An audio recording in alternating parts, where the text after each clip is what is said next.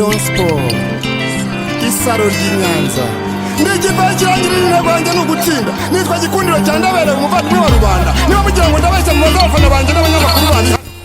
Reka twongere tubasuhuze inshuti bakunzi ba Rayon Yacu TV aho muherereye hose, twizere ko mumeze neza kandi mukomeza kugenda mugubwa neza. Twizera ko icyumweru gikomeza kugenda kibabera icy'umugisha, by'umwihariko kuba Kristo musenga ku cyumweru, ariko kandi ubwo abasenga ku wa gatandatu n'abayisilamu mwasenze ku wa gatanu, namwe twizere ko mumeze neza. Abantu bajya mu mirimo itandukanye, hari abakora kuri uyu munsi, namwe twizere ko kabisa mukomeza kugenda mugubwa neza. Kuri uyu munsi turaza kugaruka ku makuru agiye atandukanye akomeza kugenda avugwa mu ikipe ya Rayon Sport. Turagaruka kwa hose perezida w'ikipe ya Rayon Sport Paul Mvunyi yagize byinshi atangaza ku munsi w'ejo, akomeza kugenda agaruka ku byatumye atitabira, navuga ko ari nk'umuhuro w'ababa hafi y'ikipe ya Rayon Sport. Uyu mugabo rero ku munsi w'ejo akaba yaragize icyo abivugaho mu byatumye atitabira. Ni nyiri cyubahiro cyankuriye ingoma ari nawe ndasigara uzimenyera kawunga. Nagari byo gusa turi bukomeze kugenda tugarukaho, turaza kureba byinshi yakomeje kugenda atangaza, ariko kandi turaza kugaruka kuri ikipe ya Rayon Sport tureba abakinnyi ikomeje kugenda ivugisha nyuma yuko aba bagabo bahuye bagakusanya agera kuri miliyoni 48 uri ku isonga mu gusinya muri ikipe ya Rayon Sport ninde. Benshi muri mwe Rayon niyo nshuti. Uwonirewo ati benshi muri mwe Rayon niyo nshuti, ati mu kubyatura kwanyu bidutera ishema, mu byature mukora subscribe ko kandi mwibuke no gukora konsogera kugira ngo uko dushyire ikiganiro mujye mukibona mu bambere mutiriwe mutegereza share. Ibaragiri barinde ijambo meranda ryumva nkumva budala.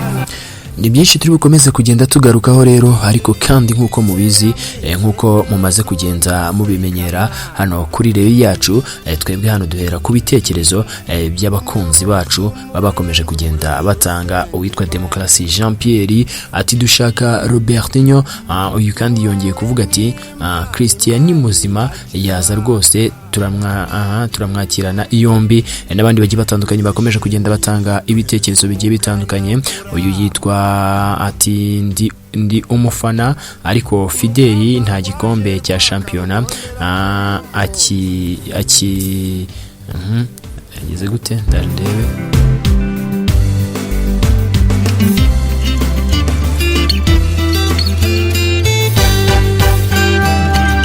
Amarushanwa menshi arawa ati ariko nta gikombe, ati akiyobora, nibyo we yakomeje kugenda avuga. Uyu nguyu ati Tamare yahaguma, ati Ndiaye akagenda. Uyu nguyu kandi akomeza kugenda avuga ati hano Juba ingabo z'u Rwanda turagukurikiye turi benshi dukunda Murera, ujye udusuhuza. Uyu nguyu kandi yongeye uyu bamwita Komeza Inosa, akomeza kugenda avuga ati bonjour Modric wagarutse tugukeneye, ibihuha byari bimaze kutumena umutwe. Uyu nguyu yitwa Rurangirwa Mahari ati mwaramutse bareyo, iyicano ije ikenewe muduha amakuru agezweho. Ati ni Isaac from Zambia, ati Majari wa buriya harabamushutse yumva ko ari gitangaza azabaza Cedric Amisi, Mackenzie Fuad Ndayisenga, Jules Ulimwengu bazamuha ubuhamya. Munsuhurize Kofi from Nairobi.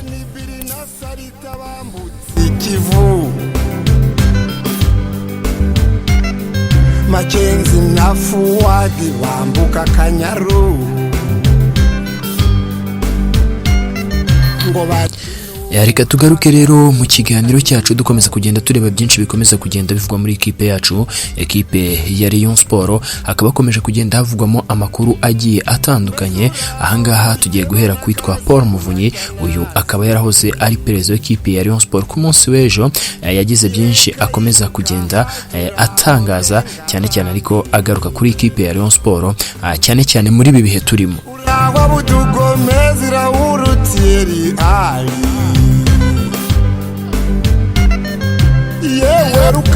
uyu yari yatumiwe ku rubuga rw'abakunzi b'umupira w'amaguru mu Rwanda akunze kwita ngo ni shampiyona yacu.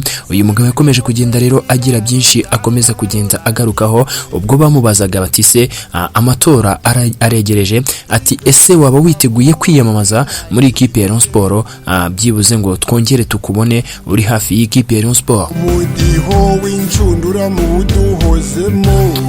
Adaciye ku ruhande, Paul Muvunyi wahoze ari perezida w'ikipe ya Rayon Sport yasubije awari umubaje icyo kibazo, aramubwira ati biragoye ko nakongera kugaragara hafi y'ikipe ya Rayon Sport kubera ko RGB yatubwiye yuko tugomba kujya kure y'iyi kipe ya Rayon Sport, ntabwo rero tugomba kuza mu matora nk'uko abantu benshi bari kugenda babyifuza. Ati kereka perezida Jean Fidel Uwayezu cyangwa se RGB baramutse bagize icyo babivugaho, ati nibwo dushobora kugaruka muri ikipe ya Rayon Sport. nawe kanyama yayi nakanyande kwe iyo fili barayifata.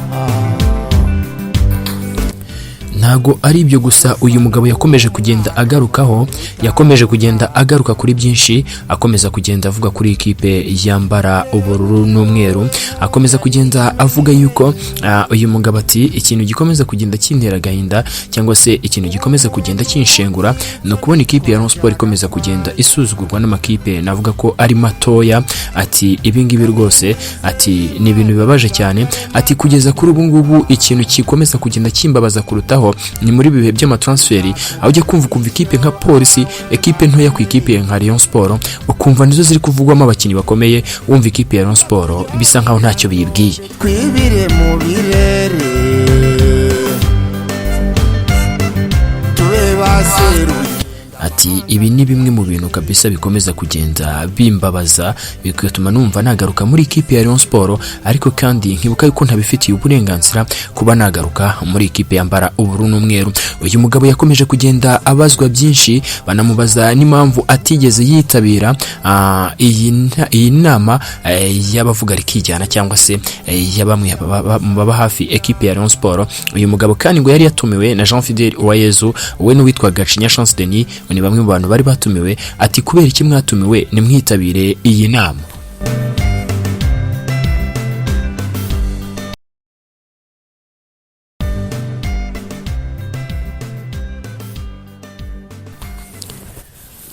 Adaciye ku ruhande, uyu mugabo Paul Muvunyi yakomeje kugenda avuga ati nta kuntu twe twari kwitabira iyi nama kubera yuko uyu mugabo ntago yigeze atwereka yuko adukeneye mu gihe amaze ayobora ikipe ya Rayon Sport. Ati rero kuduhamagara gutya, ati muze, ati tuganire ku birebana na recruitment, ati kandi atarigeze ashaka ko yumva ibitekerezo byacu, agashaka kutwiyegereza mu gihe abona yuko ibintu bitangiye kugenda bimukomerana. Ati twebwe twabonaga yuko atari cyo gihe cyo kuba twaza muri ikipe ya Rayon Sport. Ati igihe bazumva yuko turi abanyamuryango b'ikipe ya Rayon Sport, igihe bazumva ko dukeneye kuba hafi y'ikipe ya Rayon Sport, igihe RGB izavuga ko twemerewe kuba hafi y'ikipe ya Rayon Sport, ati tuzadutanga umusanzu wacu mu ikipe ya Rayon Sport.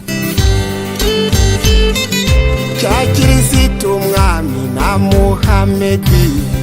Ngayo nguko rero ibyo Paul Muvunyi wahoze ari perezida w'ikipe ya Rayon Sport mwaka wa 2018 na 2019 ibyo yakomeje kugenda atangariza aba bakunzi umupira w'amaguru bahuriye ku rubuga bita shampiyona yacu, nibyo yakomeje kugenda batangariza, agaragaza yuko rwose agaragaza impamvu atigeze yitabira iyi nama, anakomeza kugenda agaragaza impamvu adashobora kwitabira aya matora y'ikipe ya Rayon Sport. Ni nyiri cyubahiro cyankuriye ingoma. Reka tuva aho ngaho kandi twerekeze mu bakomeje kugenda bitabira iyi nama, bakomeje kugenda bakusanya agera kuri miliyoni 48 z'amafaranga y'u Rwanda. Abagabo batandukanye barimo Sadate Munyakazi ndetse reka dusuhuze ariko perezida vice perezida wariyo twifuza Evariste kabisa, umwe mu bagabo b'intarumikwa, umwe mu bagabo muri komisiyo rwose reka tubonere kugenda tumusuhuza cyane. Benshi muri mwere umwe mu bagabo bahora hafi y'ikipe ya Rayon Sport. Abangaba rero bagize gutya baritanga, bitanga agera kuri miliyoni 48, ariko nabonye abantu bakomeza kugenda bigarukaho. nabonye abantu bakomeza kugenda bigaruka bavuga ati Rayon Sport biragoye, ati Rayon Sport biragoye, ati niyo abagabo barenga 22 ati bicara hamwe kabisa ari abagabo twemera mu ikipe ya Rayon Sport ko ari bo bafite amafaranga kuri ubu ngubu mu bari hafi y'ikipe ya Rayon Sport, ati bagakusanya agera kuri $48 ati rwose ni make. Ati aya ntago yafasha ikipe ya Rayon Sport kuba yakomeza kugenda yiyubaka ngigura abakinnyi bakomeye cyane mu gihe uri gusanga abakinnyi kuri ubu ngubu nk'uwitwa Muhire Keve yahagurukiye muri $60. Gusa ikipe ya Rayon Sport bamubwira yuko bazamuha $40 agasinya imyaka 2. Ubwo rero umva aramutse aguzwemo Muhire Keve ayasigara yaba ari make cyane. Gusa tageti y'aya mafaranga ntago ari Muhire Keve. Aya mafaranga abagabo bayatanze kugira ngo ikipe ya Rayon Sport igure umwataka w'igikura nkota uzaza gufasha ikipe ya Rayon Sport kuba yakomeza kugenda iba ikipe itinyitse hano mu Rwanda. Ukomeje kugenda avugwa cyane rero no mugabo wavuzwe mu ikipe ya Rayon Sport za 2005-2006 bamwita Saidon Ntibazonyiza. Uyu nguyu akaba ari kapiteni w'intamba ku rugamba, bakomezaga kugenda banganya n'ikipe ya Kenya muri weekend cyangwa ku munsi w'ejo igitego 1-1. Uyu Saidon Ntibazonyiza rero akaba ari umwe mu bagabo bakomeje kugenda bavugwa mu ikipe ya Rayon Sport. Ngira ngo benshi baribuka uyu mugabo we na Ben Mwalala ubwo bakomeza kugenda bavugwa muri ikipe ya Rayon Sport, ariko bikaza kurangira ishyamwe ry'umupira w'amaguru mu Rwanda Ferwafa rikomeje kugenda ribivanga. Ndetse abantu babyibuka ikipe ya Rayon Sport yakinishije Ben Mwalala mu mikino ni igikombe cy'amahoro, ndumva ari igikombe cy'amahoro. Uyu mugabo biza gutuma ikipe ya Rayon Sport iterwa mpaga. Ngira ngo murabyibuka niba Musanze byakiniye nuko ntabyibuka neza, ariko nzi ko uyu mugabo bita Ben Mwalala hari umukino yakiniye ikipe ya Rayon Sport iza kubihanirwa kubera ko iyo yakomeza kugenda ivuga ko itazi impamvu ishyirahamwe ry'umupira w'amaguru mu Rwanda Ferwafa rikomeza kugenda ryima uyu mugabo ibyangombwa byo gukinira ikipe ya Rayon Sport. Kandi ekipe ya Rayon Sport yaramuguze muri Villa, nta kindi kibazo yarafite, ndetse ekipe ya Villa yemera ko ekipe ya Rayon Sport yaguze Ben Mwalala, ariko ishyirahamwe ry'umupira w'amaguru mu Rwanda Ferwafa rigakomeza kugenda rivuga riti Ben Mwalala ntago wemerewe gukinira ekipe ya Rayon Sport. Nibyakomeje kugenda bigarukaho rero icyo gihe ngira ngo munakibuka cyabajire Kalisa akiri umunyamabanga w'ishyirahamwe ry'umupira w'amaguru mu Rwanda. Uwo akaba ari muri umuna wa Adolphe Kamarade kuri ubu ngubu uri kuyobora cyangwa se umunyamabanga w'ishyirahamwe ry'umupira w'amaguru hano mu Rwanda. Ubuhanga begukana ibikombe. Uyu rero akaba ari umwe mu bakinnyi bakomeje kugenda bavugwa muri ikipe ya Rayon Sport. Na Rayon Sport ariko ikomeza kugenda imushaka, gusa n'indi kipe yo mu gihugu cya Tanzania nabonye nayo ikomeza kugenda ivuga yuko ishaka uyu mugabo Saidon Ntibazonyiza. Kuri we rero nkuko yakomeje kugenda abitangaza, yavuze ko kuri we yumva ko yajya mu ikipe ya Rayon Sport, ko kandi kuri we yumva afite idea n'abakunzi b'ikipe ya Rayon Sport yakaba yarakiniye mu myaka yashize, ariko bikaza kurangira atayikiniye. Uyu mugabo ngira ngo murabiswe yaserekeza mu gihugu cy'Ubufaransa, ni umwe mu bagabo bakanyujijeho. Cedric Moses Raro nzarora harora ripe. Kuri we rero Saidon Ntibazonyiza kuri we akumva yuko kujya mu ikipe ya Rayon Sport ari byo byaba ari byiza kurusha, dore ko ikipe ya Rayon Sport nyine irusha iyo kipe yo muri Tanzania ikomeza kugenda imushaka izina. Nubwo amakipe yo muri Tanzania atanga gatubutse bijyanye n'umuterankunga, ariko iyi shampiyona ya Tanzania ifite nyine bituma n'amakipe yaho, kandi aya makipe yo muri Tanzania atembeye kuturusha kubera abafatanyabikorwa abafite bita bigaragaza ko nyine muri Tanzania batanga gatubutse kuruta hano mu Rwanda. Gusa ikipe ya Rayon Sport aya mafaranga yakomeje kugenda kusanwa, amakuru akomeza kugenda agera kuri rero yacu nuko aya mafaranga priority cyangwa se umukinnyi wa mbere ugomba kuyarya no witwa Saidon Ntibazonyiza. Polisi Kagere na abandi bakinnyi bakomeza kugenda bavuga ko bari kuganizwa n'ikipe ya Rayon Sport ndetse mu masaha ari imbere cyangwa se mu minsi mike bari buze kuba basinye no mu defenseur ukinira ikipe ya Sunrise bamwita Franklin Chukwuebuka. Uyu nguyu ni umunya Nigeria w'imyaka 24, akaba akomeje kugenda avugwa mu ikipe ya Rayon Sport, akaba yaza asanga uwitwa Mitima Isaac ugifite amasezerano n'ikipe ya Rayon Sport, umusore w'imyaka 27. Hari n'abandi kandi bakomeza kugenda avugwa mu ikipe ya Rayon Sport. Twakomeje kugenda tuvuga uwitwa Fred Niyonteze, uyu akaba ari kapiteni w'ikipe ya Vitaro, akaba ari kumwe n'intamba ku rugamba, akaba ari umwe mu bakinnyi bahamagawe nubwo kubona umwanya bigoye kubera ko ikipe y'abarundi ifite abakinnyi benshi bakina hanze kandi bakomeye. Bikaba byumvikana ko rero uyu Fred Niyonteze ari umwe mu bakinnyi bakomeje kugenda bavugwa muri ikipe yambara ubunumwe. Reka tubashimire mbabwire ngo iyi ni reyo yacu, umuntu wese wakoze subscribe ariko kandi akibuka gukora kukazogera, reka mbonero kugenda musuhuza, ariko kandi mwe twandikira munatanga ibitekerezo bye bitandukanye. ibire mu birere